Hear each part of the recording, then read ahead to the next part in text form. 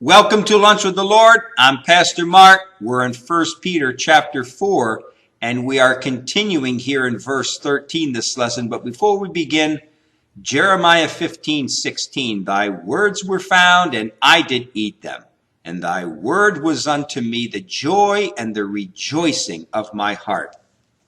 Now, as we continue here in verse 13, Peter here says, But rejoice, inasmuch as you are partakers of Christ's sufferings, that when his glory shall be revealed, you may be glad also with exceeding joy. And he's saying here that we as Christians are not to think of these trials and sufferings as a strange thing, that it shouldn't be happening to us. But instead, we are to rejoice that we were found worthy to suffer for righteousness' sake, just as Jesus Christ suffered for righteousness' sake.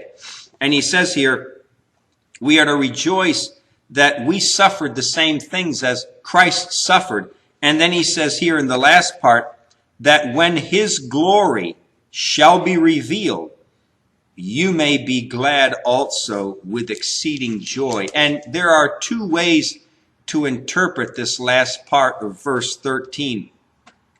And one way to interpret it is that while we are still here on earth and experiencing sufferings for Christ's sake, that God will give us the victory while we are still here on earth by revealing his glory through his word or through a preacher or a minister, or through a brother or a sister in Christ, and then we will be exceedingly glad and joyful.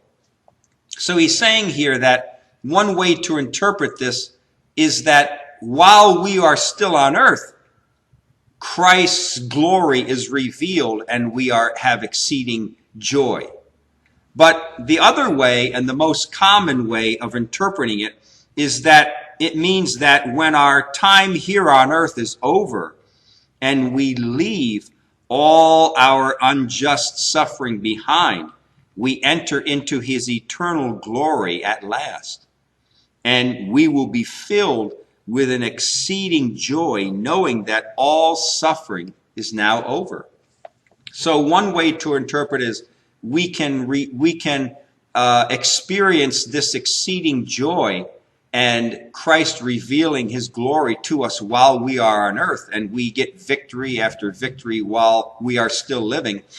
Or that when we finally die and leave this world behind and we enter into his eternal glory, then we have exceeding joy and exceeding glory there in heaven with him.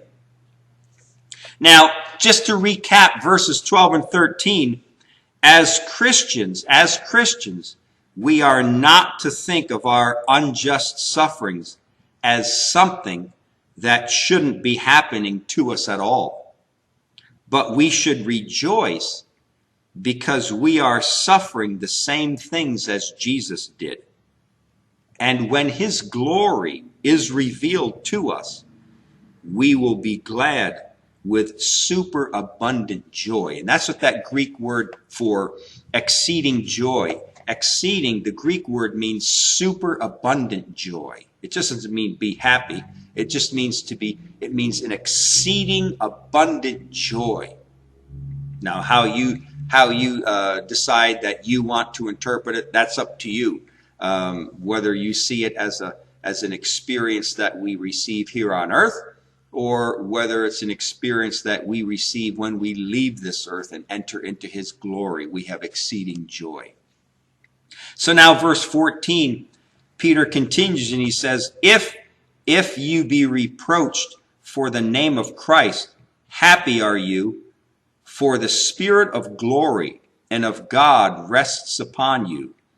On their part he is evil spoken of, but on your part he is glorified. And here he says, if ye be reproached for the name of Christ. And that Greek word for if, again, is first-class condition. And it means if and it is true.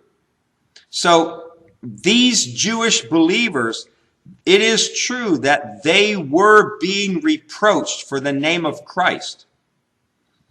So he says, if ye be reproached for the name of Christ. And the Greek word for reproached is oneidizo, oneidizo. And it's in the present tense, and it's in the passive voice.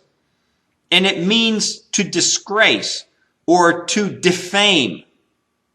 So present tense means that they were being reproached right now. It was an ongoing thing that these Jewish believers were experiencing reproach. Day by day, they were experiencing the reproaches of the unsaved people that they were living among. And then he said, and it's in the passive voice, meaning that they were receiving the action of being disgraced or being defamed or reproached. So they were experiencing from the unsaved people around them were actively giving them reproach, and they were receiving that. So he says, if and it is true that you are receiving the action of being reproached, and then he says what? For the name of Christ. For the name of Christ. And this is important. It is not a suffering reproach because of the kind of car that you drive, or where you live, or of the kind of clothes that you wear, or the color of your skin, or where you work. It has nothing to do with that. It's not talking about a reproach of your mother and father because you decided to be a teacher and they wanted you to be a lawyer. No. It's not reproach because you bought this kind of vehicle instead of buying another kind of vehicle, and your friends around you, they look at you strangely now, and because they thought you were going to buy a pickup truck and you bought a car. No, it's not that kind of reproach. It's not reproach because you bought a house in this area of the city and this area of the town, and instead of buying in another area of town. No, it has nothing to do with that. It's a reproach for the name of Christ. It is a suffering reproach specifically because you are a Christian and you are a testimony of Christ to this world. So if a Christian experiences reproach because of the car, or because of your car or your home or the job that you have, that has nothing to do with this. That's not the same. If you're suffering reproach for that, that's a whole different thing than what Peter is talking about here. It's a suffering reproach for the name of Christ, for being a testimony, for being a witness of him here in this world. And he says here, if you suffer reproach for the name of Christ, what? Happy are ye. Happy are ye. And happy here, the Greek word is makarios, and it means blessed, prosperous. And it's the same Greek word we saw in Matthew chapter 5 for the Beatitudes. Blessed are ye, blessed are ye. It's the same Greek word. It means prosperous or blessed. Peter here is talking about spiritual prosperity. It is the prosperity that comes from having a close relationship with Jesus Christ. If the world is persecuting you, then it is a good sign that it means that you have a strong relationship with Christ. So if you're being reproached for the name of Christ, that's a good thing. It means that things are going good in your life. It means you're probably in the right direction, that you're serving the Lord properly, that you're a testimony for the Lord.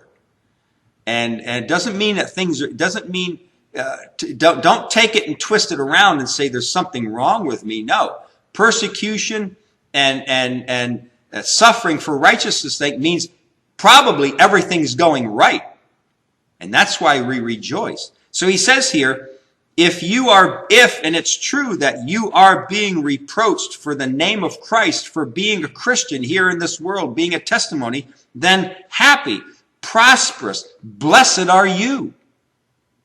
It means your life is, you're prospering in the Lord. The persecution that you're experiencing means you're growing in God. You've grown and you're maturing that's a good thing. You're maturing in Christ.